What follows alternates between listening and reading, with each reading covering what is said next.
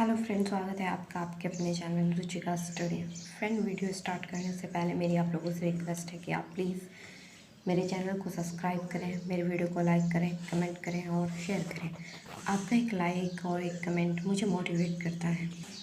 Friend, हमने पहली video में कॉन्स्टिट्यूशन की, इससे पहली वीडियो में हमने पढ़ा था भारतीय संविधान के भाग 5 के अंतर्गत केंद्रीय मंत्रिपरिषद और मंत्रिमंडल, जो कि हमने अच्छे से समझने की कोशिश की थी। आई होप आप सबको अच्छे से समझ आया होगा।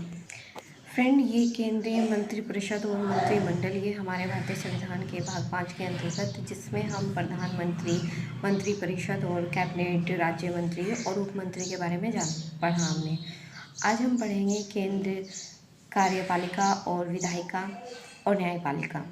क्योंकि जब जैसे जैसे हम आगे अपने संविधान के पार्ट को कंप्लीट करेंगे, पॉलिटिकल पार्ट को जितना भी है कंप्लीट करेंगे, उसके अंतर्गत जो आएगा वो इन शब्दों का प्रयोग होगा काफ़ी। तो उससे पहले हमें ये समझ आना चाहिए कि ये है क्या चीज़ और इनका क्या कार्य है। ठीक है फ्रेंड।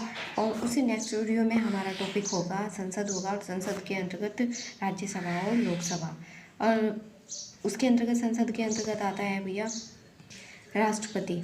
राष्ट्रपति का टॉपिक हम कंप्लीट कर चुके हैं और राष्ट्रपति भी का टॉपिक भी हम कंप्लीट कर चुके हैं। चलिए आइए देखते हैं आज हम कार्यपालिका, विधायिका और न्यायपालिका।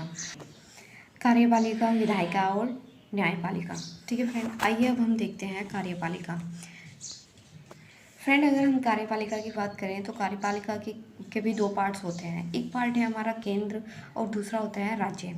अगर हम केंद्र पार्ट की बात करें तो इसमें राष्ट्रपति, उपराष्ट्रपति, प्रधानमंत्री और मंत्रिपरिषद। मंत्रिपरिषद के अंतर्गत कैबिनेट मंत्री, राज्य मंत्री और उप मंत्री।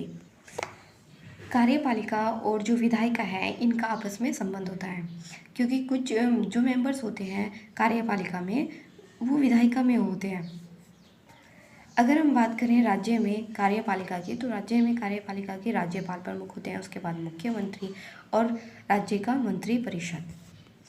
जैसे कि हमने राष्ट्रपति वाली वीडियो में पढ़ा था कि राष्ट्रपति को काफ़ी कुछ शक्तियाँ प्राप्त हैं। हमने मंत्रिमंडल और मंत्रिपरिषद के अंतर्गत पढ़ा था कि कैबिनेट जो मंत्रिमंडल है इसके अंतर्गत बड़े बड़े जो प्रमुख होते हैं मंत्री वो होते हैं, जैसे गृह मंत्री, रक्षा मंत्री और अन्य प्रमुख मंत्री। कैबिनेट मंत्री की बैठक में ही बड़े निर्णय जो फैसले होते हैं वो लिए जाते हैं। उसके बाद उन्हें मंत्रिपरिषद में भेज दिया जाता है और वहाँ पे उनका कार्य स्टार्ट हो जाता है। ठीक इसी तरीके से राज्य में होता है। राज्य में राज्यपाल और प्रमुख मंत्री जो मुख्यमंत्री होता है और मंत्रिपरिषद।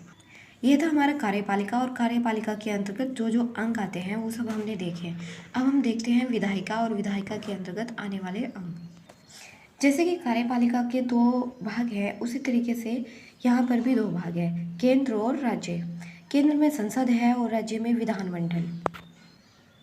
केंद्र में संसद के तीन भाग होते हैं, तीन पार्ट होते हैं, और इसमें राष्ट्रपति, लोकसभा और राज्यसभा। संसद के जो सदस्य होते हैं उन्हें सांसद कहा जाता है। विधायिका, जब कोई विधि का निर्माण होता है, किसी कानून का निर्माण होता है, वो लोकसभा और राज्यसभा और राष्ट्रपति की अनुमति के द्वारा होता है। वो विधि बनने के बाद कार्यपालिका के अंतर्गत चला जाता है, जिसे लागू किया जाता है और उस पर कार्य किया जाता है, वो फिर कोई योजना हो, कानून हो या विधि। ठीक इसी तरीके से हमारा होता है राज्य में विधानमंडल होता है, और विधानमंडल के दो भाग होते हैं। जैसे ही हमने यहाँ पे देखा संसद के दो भाग हैं, लोकसभा और राज्यसभा। ठीक ऐसे ही विधानमंडल, राज्य का विधानमंडल होता है, उसमें राज्यसभा और विधान परिषद आते हैं। विधानसभा और विधान परिषद। और विधानमंडल के जो सदस्य होते हैं उसे विधायक कहते हैं। राज्य में जो विधानमंडल है, विधानमंडल के अंतर्गत विधानसभा है वो लगभग सभी राज्यों में होती है, लेकिन विधान जो परिषद है वो भारत के कुल 6 राज्यों में है।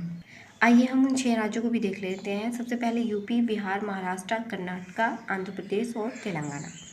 ये राज्य के ऊपर निर्भर होता है कि वो अपने राज्य में विधान परिषद चलाना चाहता है या नहीं, रखना चाहता है या नहीं।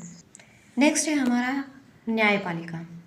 न्यायपालिका जो कि हमारे संविधान का एक प्रमुख अंग है। और देखिए एक बात हो, कार्यपालिका और विधायिका का आपस में संबंध होता है, क्योंकि जो यहाँ संसद में लोग बैठे हैं उनमें से कुछ लोग मंत्रिमंडल में भी हैं।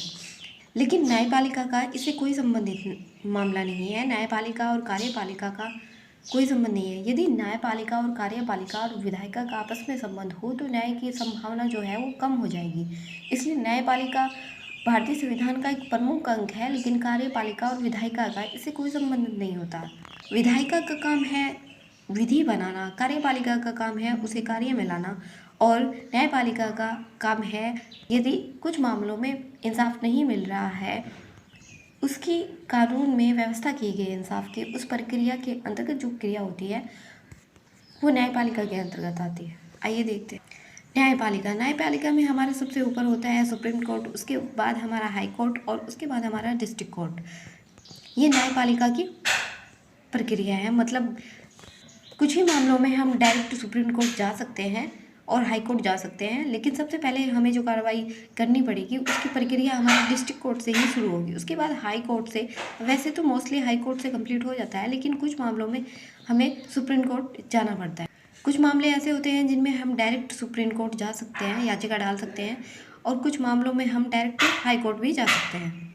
ये था कार्यपालिका और विधायिका और न्यायपालिका टॉपिक जो मैंने आपको समझाने की कोशिश की है, और आई होप आप सबको समझ आई होगी। नेक्स्ट वीडियो में हमारा जो टॉपिक होगा वो लोकसभा और राज्यसभा और संसद होगा।